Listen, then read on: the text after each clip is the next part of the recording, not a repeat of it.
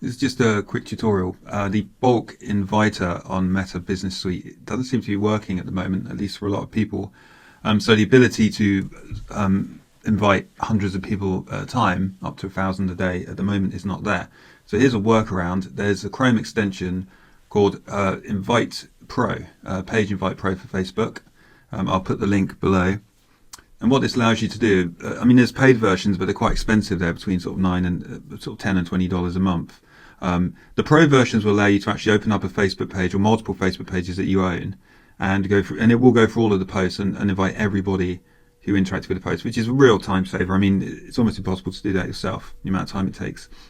So if you're willing to pay the $10 or $20 a month, it is great to have. If you don't want to do that, if you don't have that many posts at the moment, the free version allows you to open up an individual post and then just automatically invite the people that reacted.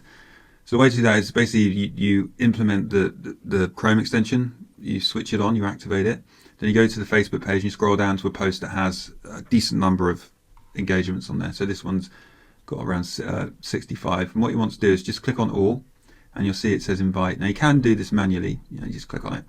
It takes forever. So what you can do is, using the extension, so let me just find it, there we go. All that stuff you see there.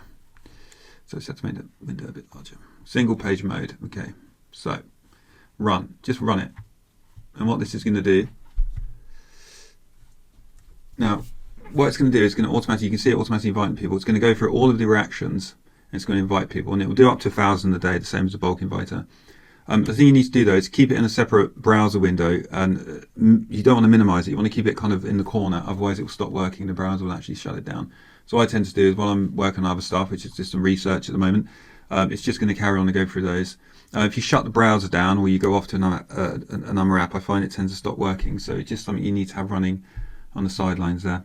I hope that's useful as a good little workaround to keep inviting people to your page.